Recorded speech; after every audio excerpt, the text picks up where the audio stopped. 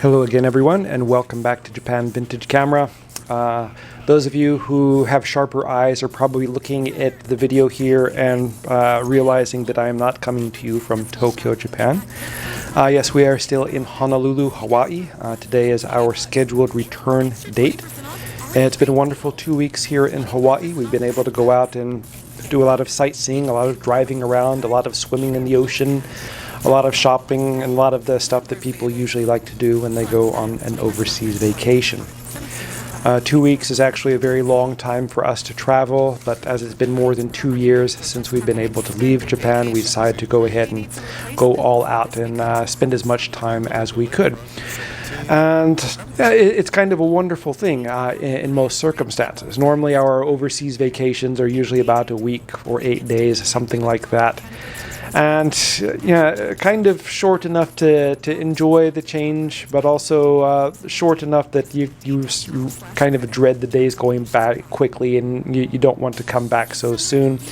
Whereas 2 weeks, that's enough time to go out and see and do everything and get your fill and not feel so bad when you leave.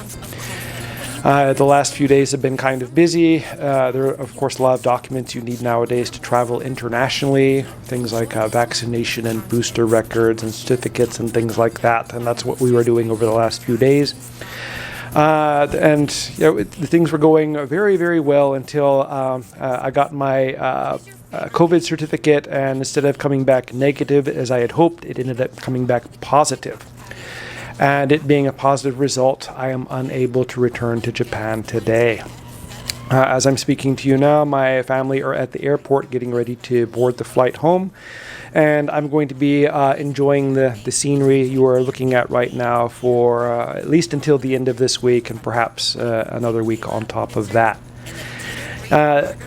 To some people, this might seem like a blessing. For myself, I've kind of had my fill of Hawaii after being here for 2 weeks, and I've got so much to do back home. For those of you who know my channel, you know that I have a couple of camera stores which I sell a lot of stuff, and business has been very strong for the past few months. I've been closed for the last 2 weeks because of the vacation, and I'd hoped to open up everything tonight and start getting stuff moving again Sunday and Monday, but unfortunately that's obviously not going to be the case. And also I had received some orders last week, and those were to be shipped out tomorrow and the next day, and obviously I can't do that either. So my apologies to you guys there who are waiting for stuff or who have been waiting for my stores to open. Unfortunately, COVID has struck, and there's not much I can do until it lets go and I can get back to life. It's really a kind of crazy and annoying situation for me, and like a lot of other people who have had to go through this kind of stuff over the last 2.5 years. The entire pandemic has been like climbing over a mountain, like the settlers climbing over the Sierra Nevada mountains, or others like fighting their way through a jungle from one side to the other. And between the masks and the social distancing and hand sanitizers and vaccinations and boosters and misinformation, whatever you want to call it. That one man's information is another man's misinformation. But all the stuff that has been such a royal pain in the butt over the last couple of years, and just when you get over the mountain or just getting out of the other end of the jungle, and you think, wow, I'm glad that's over with. When all of a sudden a rock falls off the top of a mountain and hits you on the head, or a tiger grabs you by the foot and pulls you back in the jungle, or COVID comes and zaps you just when you least expect it to happen, and that's kind of how I feel right now. So it's I'm to say I'm annoyed is an understatement. That's of course all a huge negative kind of thing, but no matter how negative a situation happens to be, there are always positive sides to it, and sometimes surprisingly positive sides. One positive side you can see just by looking out the window. I'm in a nice place to have to suffer from being COVID positive. Had I tested positive returning to the airport in Japan, they'd have put me in isolation in an APA hotel, which is a really tiny business person's hotel. and the entire hotel is about the size of the bathroom in our apartment here. And I would be forced to watch Japanese television and eat convenience store bento all day, which is like I won't say it's as bad as being in jail, because fortunately I haven't been in jail, but it doesn't sound like a pleasant experience. At least in this place I have room to move around. We have a private pool here, so I can go out and swim and soak up the sun and all that without getting infecting anyone else. I've got a couple of more days, which I am supposed to self-isolate, and I expect those to go by quickly. The soonest I'm going to be able to get out of here is next weekend, and possibly it may be another week after that. So we'll just have to see how it goes, and to keep my fingers crossed and get a negative test so I can go home. Hawaii has been a very wonderful place, a very pleasant place, and it doesn't seem to want to let me go.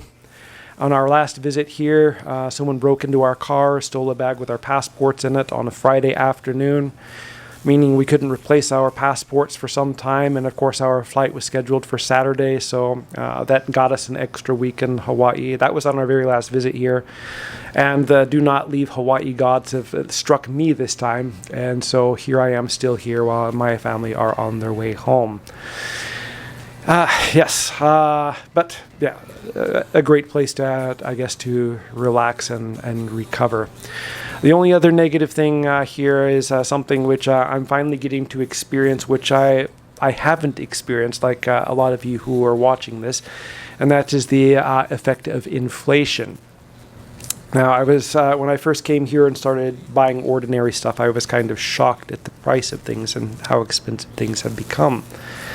A lot of those of you who live in America or Europe have been kind of experiencing this inflation for months or more than a year or whatever. Whereas in Japan we have not. Inflation in Japan is hovered somewhere around 1% or 1.5%, and even nowadays is still well below 2%. So we haven't really been experiencing this increase in prices which other people have been experiencing. When I first moved to Japan a decade and a half ago, I was really annoying to a lot of people because I was always complaining. And I was always complaining about how expensive things in Japan were. It was like back in those days, a hamburger or steak or things like that, stuff which I love to eat in America, was too expensive for me to eat here, costing more than 4 times as much.